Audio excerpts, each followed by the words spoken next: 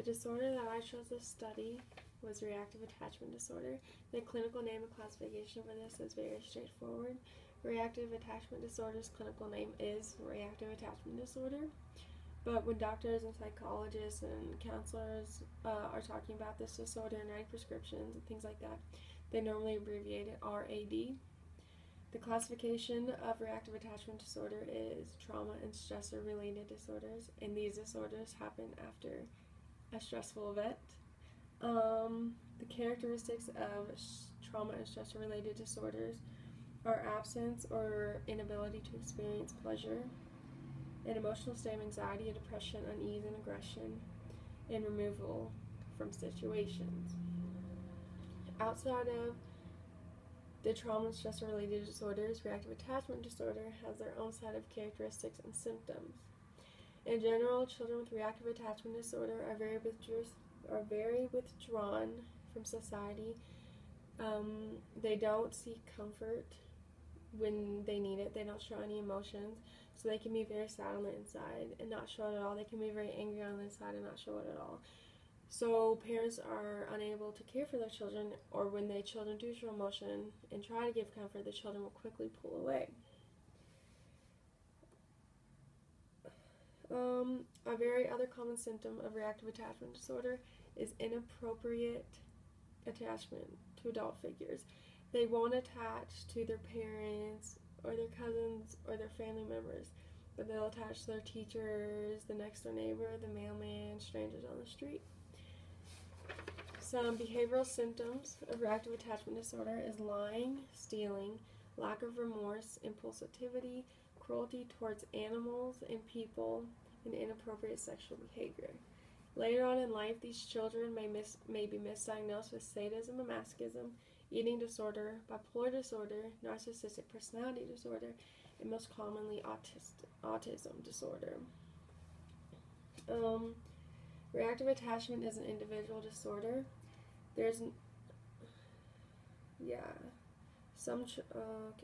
Anyway. The etiology behind reactive attachment disorder is very simple and very straightforward. In order for a child to have reactive attachment disorder,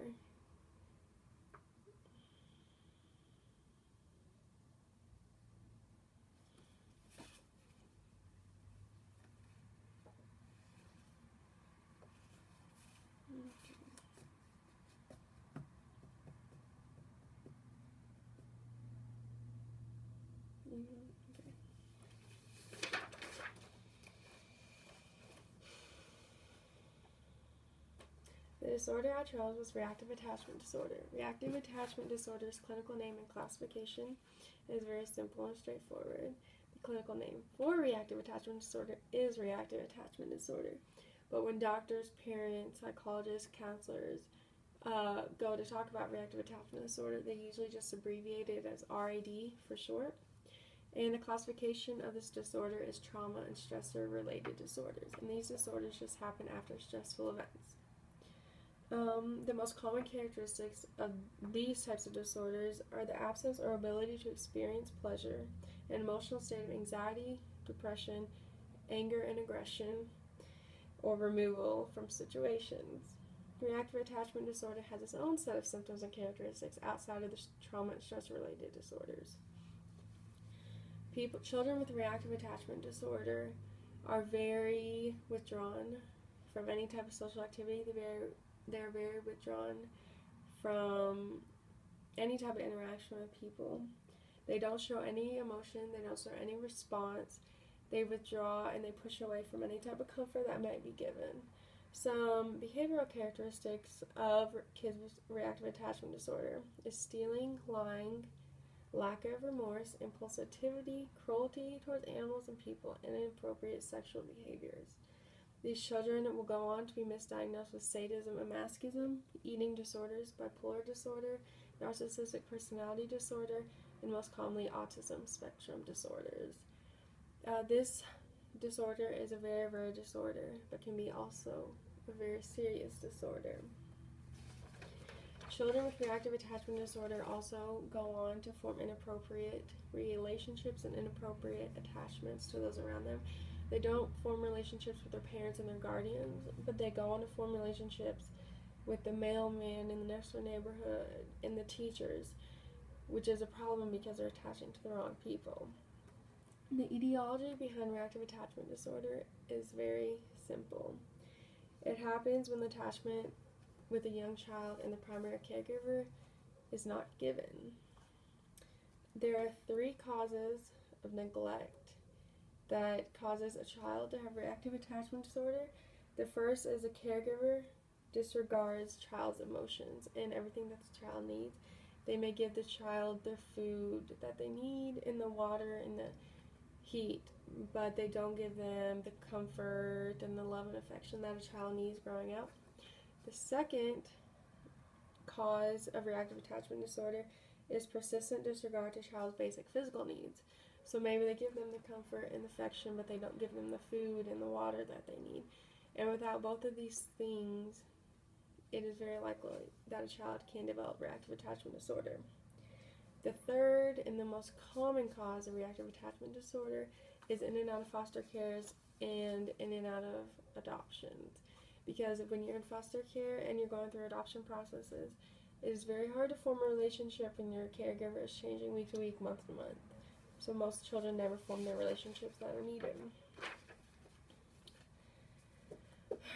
The diagnostic criteria is very strict, and you have to meet all 4 criteria before being considered for reactive attachment disorder. According to the DSM-4, there are 2 types of reactive attachment disorder: inhibited subtype and disinhibited subtype.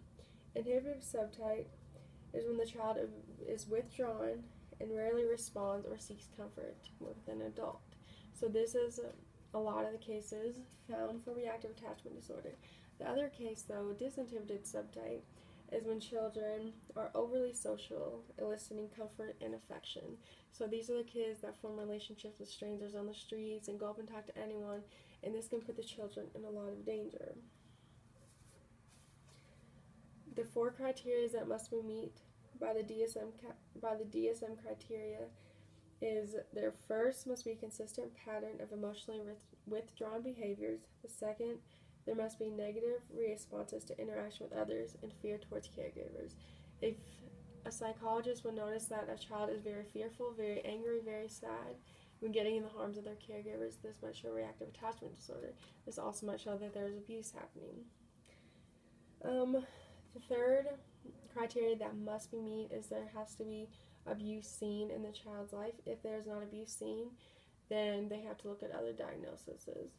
The fourth and one of the most important criteria that must be met along with abuse is that the child must not be diagnosed with any other autism spectrum disorders.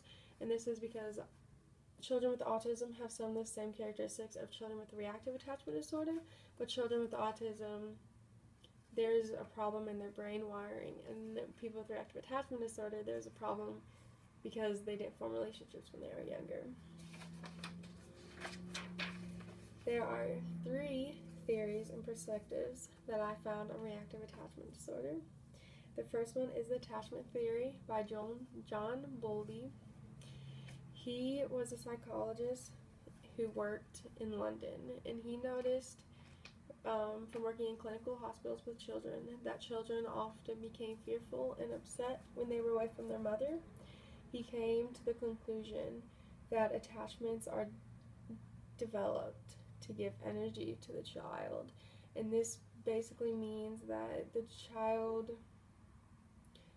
can go out and do stuff and have fun and experience life and experience new things because they have an attachment, so they know that they're safe. So when they were fall, someone will be there to pick them back up. The second theory is behavioral theory, and this theory contradicts the attachment theory. The behavioral theory states that a child is attached because a mother feeds them. So this uses the operant in classical conditioning, which pretty much means if you feed the child, they'll come running back to you. If you don't feed them, they won't come to you. And in this theory, it also states that children feed off of this emotion, feed off of the care. So they know that if they cry, their mother will come in to feed them. They know if they cry, the mom will pick them up, And so because of this, attachments are forming. The last theory is the evolutionary theory of attachment. And this attachment states that we form attachments to other people in order to survive. And this theory goes with the attachment theory, as with if we don't have attachments, we don't feel safe, and therefore we don't do things. There are 5 ways of treating or trying to help children with reactive attachment disorder. The first is medications. Like, children can be put on any type of psychiatric medicine to try and relieve the depression, anxiety, and anger that may come with having reactive attachment disorder. But medication alone cannot help resolve this disorder.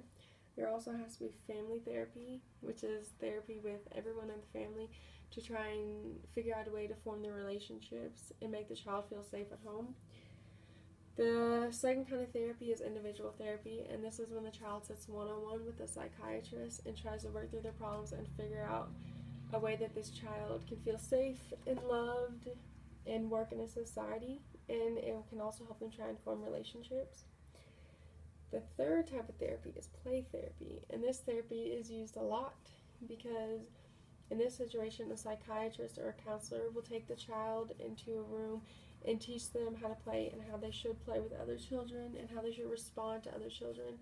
And then later on, they'll put more children in the situation in hopes that one day the child can play healthy with other children.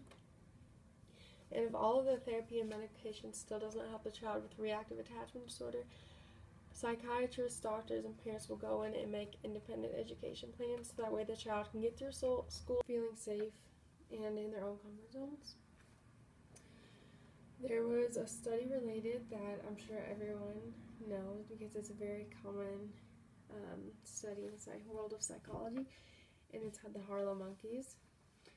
Harry F. Fowler was a psychologist who studied the social behavior of monkeys, and basically he took a group of infant monkeys, and after 14 hours after their delivery, he took them into captivation, and these monkeys had 2 mothers. There was one who was wire mesh and provided food and the nutrition that the monkeys needed, and the other fake mother had heat and was comfortable and warm, but did not have food, so the monkeys could go to that fake mother for the comfort needs and warmth and things like that.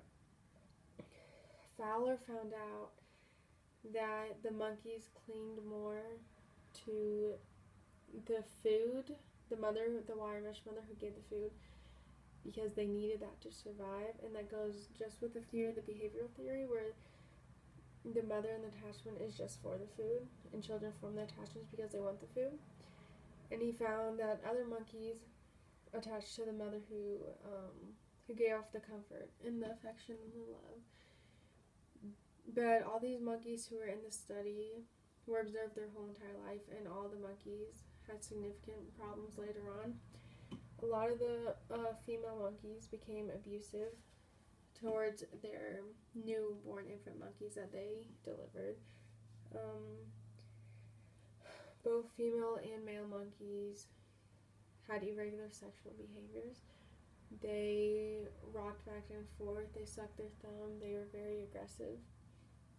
The Harlow monkey study relates to reactive attachment disorder because it shows that if you don't have an attachment and a bond with one mother or one caregiver who can give all your needs, both physical and emotional, that you need, that the bonds won't form, the healthy bonds won't form, and later on it will cause problems.